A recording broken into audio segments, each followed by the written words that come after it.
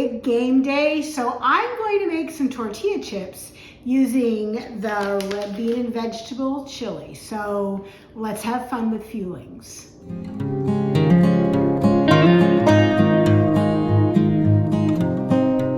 Welcome to my channel. If you're new here, my name is Elizabeth. I am living in the light by documenting my weight loss journey, and I'm using Optavia's 5-in-1 program. As part of the 5-in-1 program, you eat 5 Fuelings, which come to you pre-packaged in your monthly Optavia box. And these are any variety of shakes and bars, crunchy things, pancakes, soup, chili. And so I'm going to use the chili to make some tortilla chips. I've been on this program for over 200 days. And because of that, sometimes it's nice to change things up a little bit and not eat the chili as chili, do something different with it. And in my Fun with Fueling series, that's what I do, is take the Fuelings. I only use water to make my Fuelings, but I change the format of them so that we're not eating them the same way all of the time. So this is what I'm going to do. Before I show you how to do this though, would you just scroll down, hit the thumbs up button, give me some love, let me know that you like these kinds of videos. It just really encourages me on my journey and helps me out when I see that there are people who are liking what I post. Also, if you haven't subscribed, I would love it if you would consider subscribing to my channel and watching more of the videos that I do. I do recipes that are great, healthy recipes no matter what your lifestyle is. Whether you're trying to lose weight or not, we all need to eat healthy, and there's nothing magical in my recipes. They fit into the Optavia Lean and Green program, but they are also almost always keto. A lot of times they are Whole30 friendly, Weight Watchers friendly. They are just healthy recipes that are good for you to eat. I'm gonna go ahead and do 2 of these at the same time. It just is easier to have a larger amount of the Fueling. So I have 2 envelopes of the red bean and vegetable chili mix, and I'm gonna dump those into my NutriBullet and get all the little seasonings out of the corners that like to hide in there. You can use any food processor, high-powered blender, a spice grinder to do this even.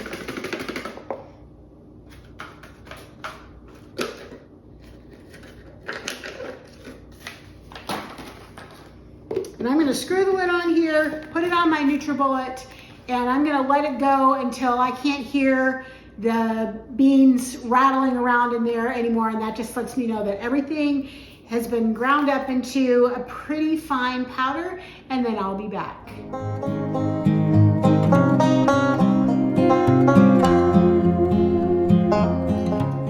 When I'm working on doing one of these Fuelings where I grind it up into a powder, I like to have,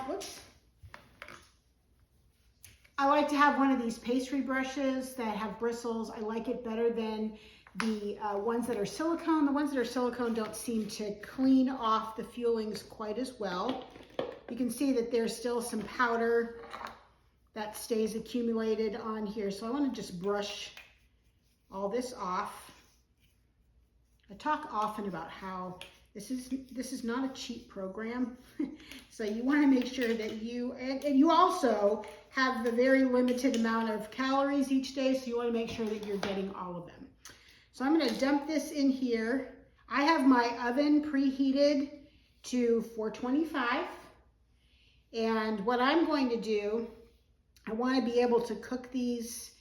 Actually, I'm doing it 375. So I've got my oven preheating to 375. Whether you are an Optavia client or you're an Optavia coach, I would love it if you would share my videos, share my YouTube channel with clients, with friends who are on the program, and let them know what you think about these videos, and hopefully we can increase my subscribers and get more people watching these videos, because I think the content that I'm giving you is valuable. I'm going to cook them a little bit longer at a lower heat. I've tried this once before and it didn't quite work out very well. So hopefully this is going to work out, and honestly, if you're watching this, then it does work out. So I've got 6 tablespoons of water here. I'm not going to put all of it in right away. What I want is more of a paste. I don't want it liquidy at all because I want to be able to pat it out into basically a rectangle.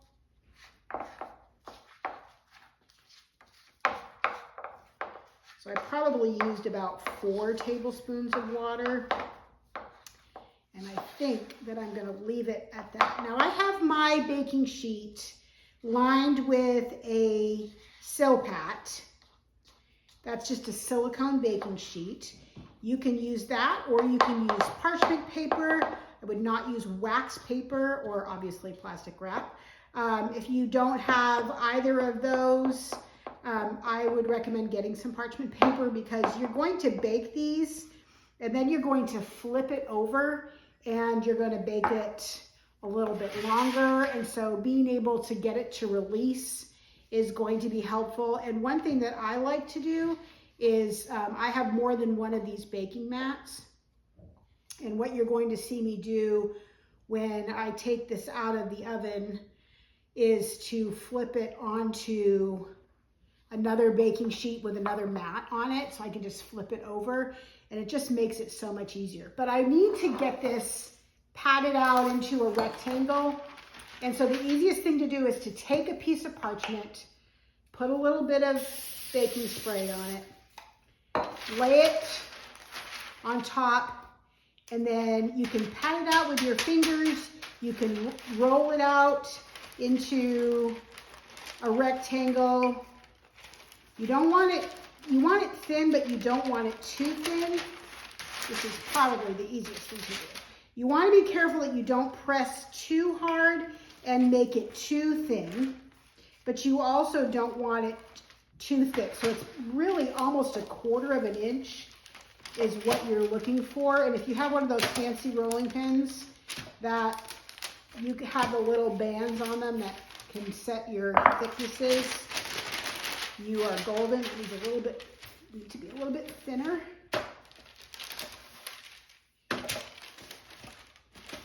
And by having the parchment paper sprayed, it helps to be able to lift and look at this.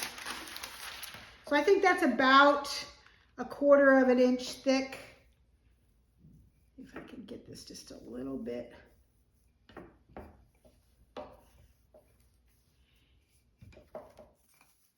And then I'm going to pop this into the oven like this and let it bake for about 15 minutes.